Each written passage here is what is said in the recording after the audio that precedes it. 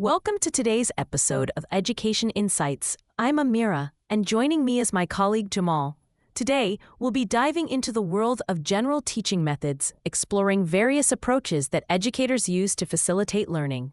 Thanks, Amira. It's great to be here. As future educators or those interested in the field of education, understanding these methods is crucial. Let's start with traditional teaching methods. These have been the foundation of education for centuries. Absolutely, Jamal. Traditional methods typically involve direct instruction from the teacher, with students as passive recipients of knowledge. The most common traditional method is probably the lecture. Can you elaborate on that? Certainly. Lectures involve the teacher presenting information to a group of students, often in a structured format. While lectures can be effective for conveying large amounts of information, they may not always actively engage students. It's important to note that lectures can be enhanced with visual aids or interactive elements to improve engagement. That's a great point. Another traditional method is the use of worksheets. These provide students with written exercises to complete independently or in groups. While useful for practice, it's crucial to supplement worksheets with more interactive activities. Agreed. Now let's move on to active learning methods. These aim to involve students more directly in the learning process. Can you give us some examples, Amira? Of course. Active learning methods include discussions, group work, hands-on activities, and real-life applications of knowledge. For instance, class discussions allow students to share their thoughts and ideas, promoting critical thinking and communication skills.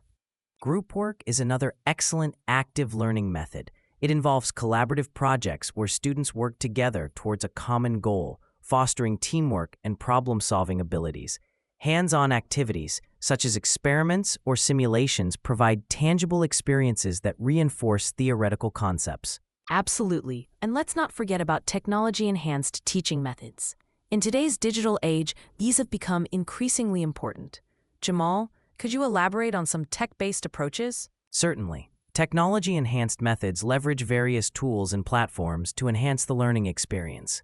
This includes online resources like Khan Academy or Coursera, which offer interactive lessons and quizzes.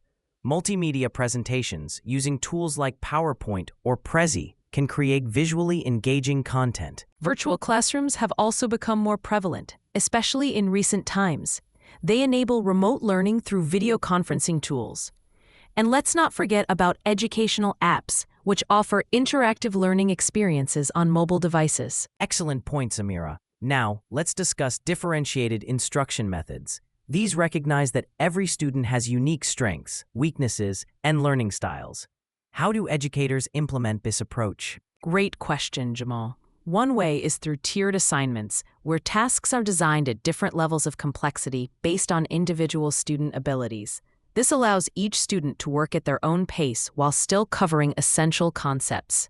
Another method is flexible grouping, where students are grouped based on their specific needs or interests for particular activities. This promotes collaboration and peer learning while ensuring targeted instruction. Scaffolding is also a key technique in differentiated instruction. Teachers provide support and guidance to help students gradually master complex tasks, ensuring all students can access the curriculum and succeed. It's clear that there's a wide array of teaching methods available to educators. The key is to understand these methods and know when and how to apply them effectively. Absolutely, Jamal. It's about finding the right balance and combination of methods to create engaging and effective learning experiences. Each method has its strengths, and the best educators know how to leverage these to meet their students' needs.